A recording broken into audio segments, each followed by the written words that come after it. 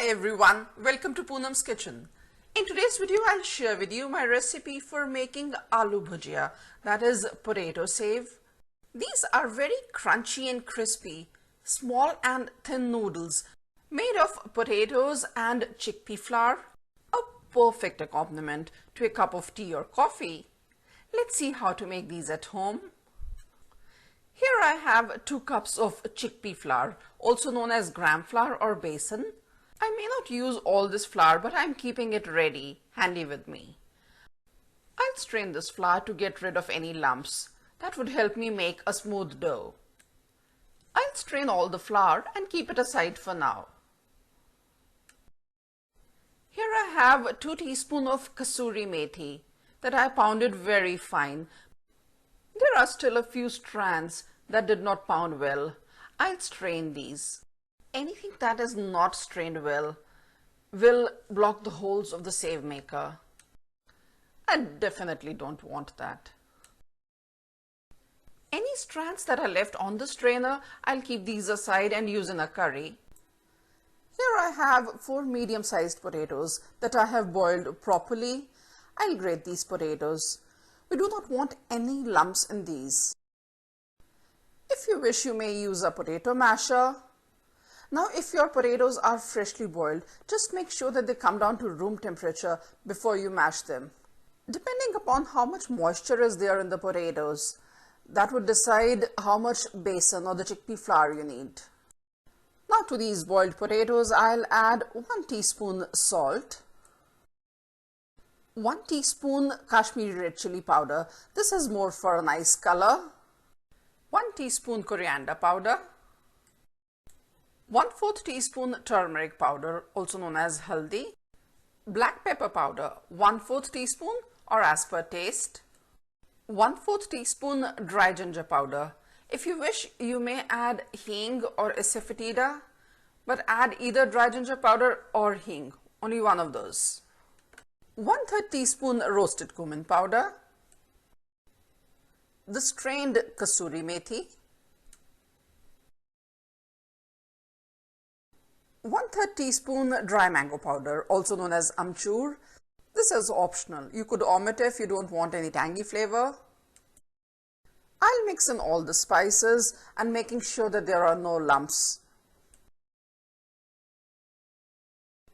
All the spices are mixed in nicely. To this I'll add 1.5 tablespoons of oil. This makes the save crunchy.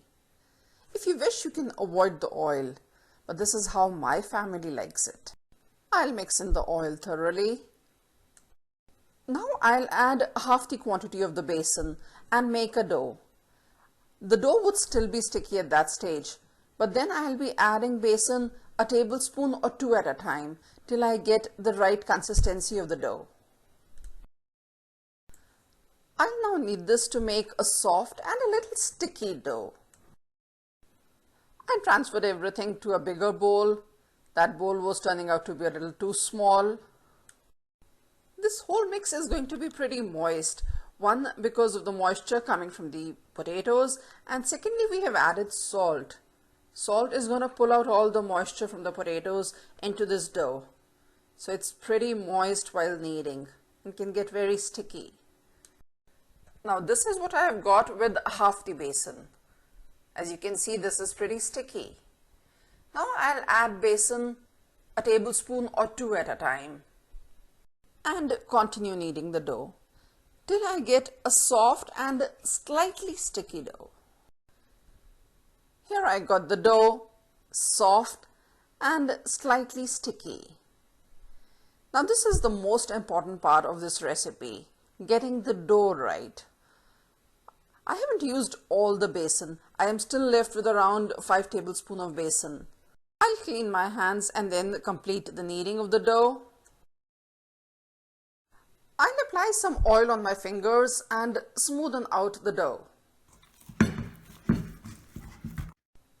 Now I got a dough that is soft and not very sticky either. I'll cover the bowl with a lid and allow the dough to rest on the kitchen shelf for half an hour. It's been half an hour and the dough has rested. I'll now again apply some oil on my fingers and give the dough a final knead, a very quick knead. Alongside, I'll also set a pan to heat at medium.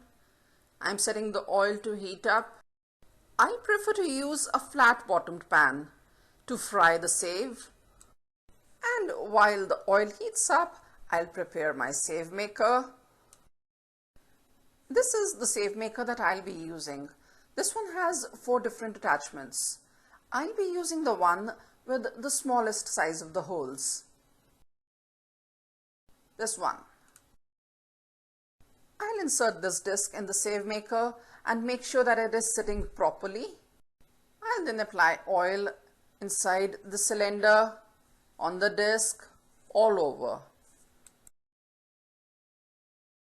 I'll also oil this insert, the rod, everywhere, so that the dough moves out smoothly. I'll check if the oil is ready. I'll drop in a little piece of the dough. It starts rising up slowly and it is now sizzling. This means the oil is ready. In fact, I'll put in another piece of the dough as well.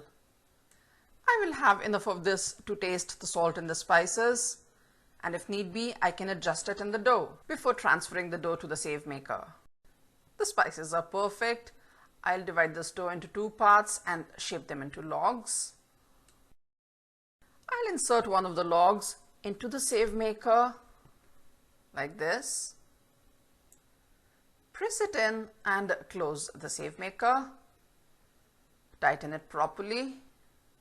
Now, before dropping the save in the hot oil, I'll check if it is moving out smoothly. I'll check it outside on the pan. Nice. This is how we want thin noodles. I'll later incorporate these noodles in the second log. I reduce the heat to low medium while I'm dropping the save in the hot oil. Starting from the center, I'll start dropping the noodles and keep moving around in a spiral. I'll try my best not to overlap the noodles.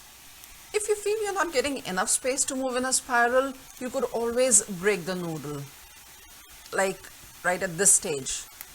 And again start dropping the noodles wherever you find space in the oil. Finally, we have to crush this all into smaller pieces. This is the best I can get in the oil in one go. I'll now increase the heat to medium. It would take almost a minute on one side. Let's check this. Yeah, they are now ready to be flipped. I'll flip this over very carefully.